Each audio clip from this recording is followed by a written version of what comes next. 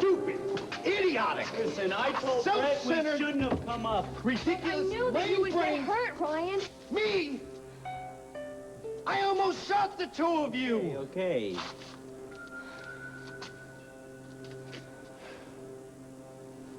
How'd you find me anyway? Well, it wasn't easy. Yeah, she doesn't have a good sense of direction, okay? All I had was a flashlight and a map, okay? If I had left it up to you, you'd still be circling the hotel. Yeah, you guys would never barged in on me like that. Ryan, we ruined it, didn't we? Ian's gone. No, you didn't ruin it. I've been waiting here for Ian for over half an hour. You never showed. Sounds like a setup. Or a trick. Yeah, well, that's just the problem. I don't know exactly what it is. It's hard to get a handle on this guy. Yeah, well, Maggie Cory is convinced that this guy is on some mission of mercy. It's either that or he's a cold-blooded killer.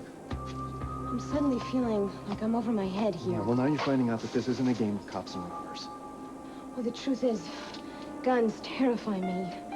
But I had to come, Ryan. I was so scared. I mean, knowing that you were up here waiting alone. Are you okay now? This whole thing, I mean, it didn't seem real to me until just now. I mean, now I understand why Vicky's been so scared, and you, No, I'm not scared. I'm not scared at all. I'm angry. I want to find out who this Ian Rand guy is, and I want to find out why he's been messing up our lives. It's starting to rain. Yeah. Cold goes right through your bones here, even in July. Deadly precipitation in Canada.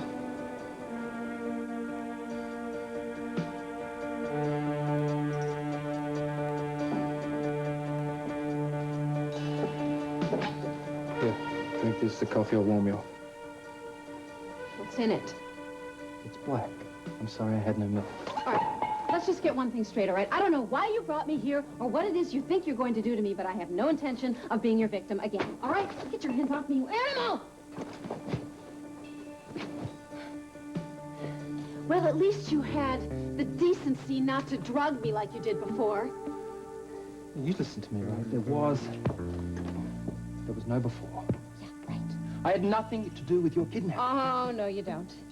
You see, I spent too much time trying to figure out if it was just a dream or if it really happened. And I know for a fact that you were in the cave with Carl Hutchins. I'm being straight with you. Well, Carl is as crooked as they come. He and I never worked together. Wait till Amanda Cory gets a load of this. Hey, you can be in her next book, Chapter 1. How I Was Carl Hutchins' Hired Gun. Nobody owns me, all right? Especially not Carl Hutchins.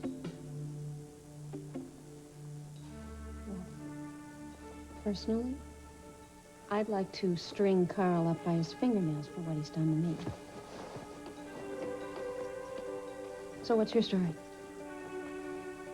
Carl has something that belongs to me. Something that I intend to get back.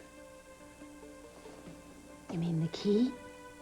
How do you know about the key? Everyone knows about the key. The story is all over Bay City. Well, where is it? I don't know where it is, and I don't really give a damn. All I know is what I heard from your little partner in crime. Maggie? Yeah, Maggie.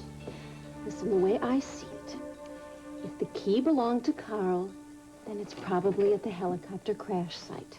So if you want to find it, that's where I'd go, and I would wait until the glacier melts. Unless, of course, you have a blowtorch and a lot of time. The key is not at the crash site. How do you know? Because Carl is not dead. Is that so? What else do you know about Carl not being dead, like where he's hiding? So many questions I wish that I had the answers. Don't you? All I care about is the key. Now, either Carl has it or Ryan has it. Why? And I am willing to bet that they would trade it for you. Oh, yeah? Well, let me tell you something. I am nobody's pawn. Please accept my apologies in advance. I'm afraid you're going to be my guest for a while. Yoda, here! Oh, my goodness. Tell me, have all the fun you like, but please try and leave some water in the pool. See, it's... This is the life, isn't it? Yeah, it sure is. Beautiful breeze. Hey, would you look at that moon? It's beautiful. A cold drink, beautiful person to serve it to you. And all the people you love most in the world around you? Yeah, that's pretty great, too. Not like our measly front porch, is it? I think your measly front porch is just great, Tommy. Oh, come on, IW. I mean, having you live with us is a blast. But this is the life. After all this, you must hate our house.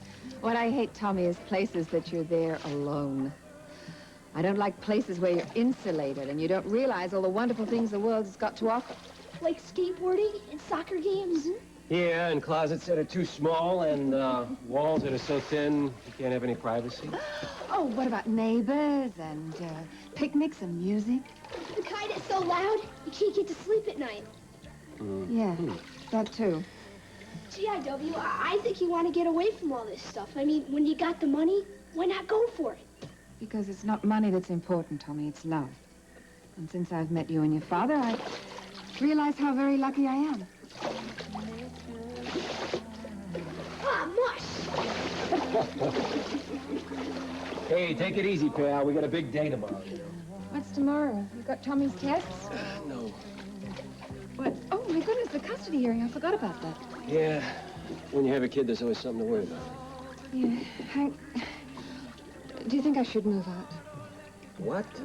Yes, just till the custody hearing's over. I don't want the judge to deny you your son because of me. No, Iris, no.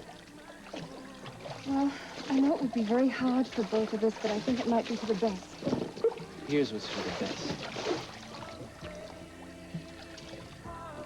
Careful, careful. There's a child in the room. Who knows this girl? And as far as us being together goes, I can't see how I'm ever gonna let you go.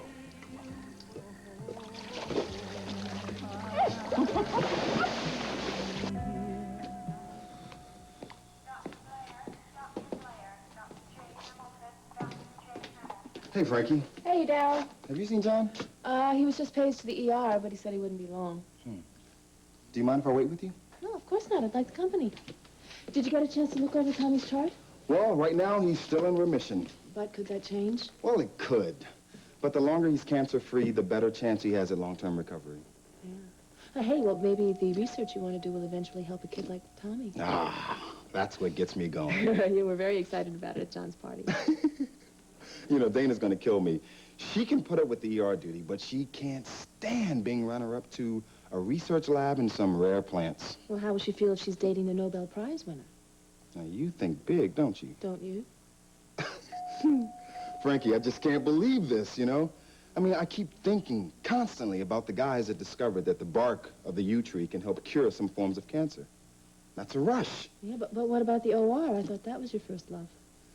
Well, when you operate, you save one life at a time. I'm good at that, hey. But this research could help save hundreds, maybe more. Now, just think what that could do to my ego. Uh-oh. Watch out, world. Watch out. Well, they'd have to blame it all on you. Oh. You know, I have always believed that we each have our own path to follow, and that sometimes it takes some of us a little longer to find it than others. Well, do you finally think I found mine? Yeah, I do. I do. The ultimate modern doctor meets ancient wisdom head on. I mean, it always amazes me how things always come full circle.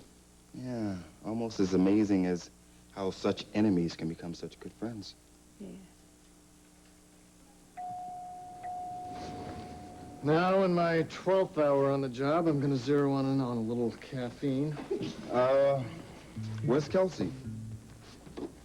Don't know. I haven't seen her. Did you two come up with anything on Tommy?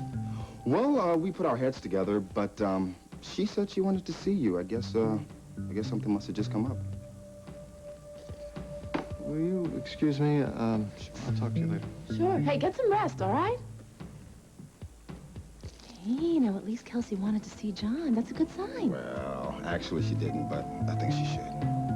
Darryl, you sly dog.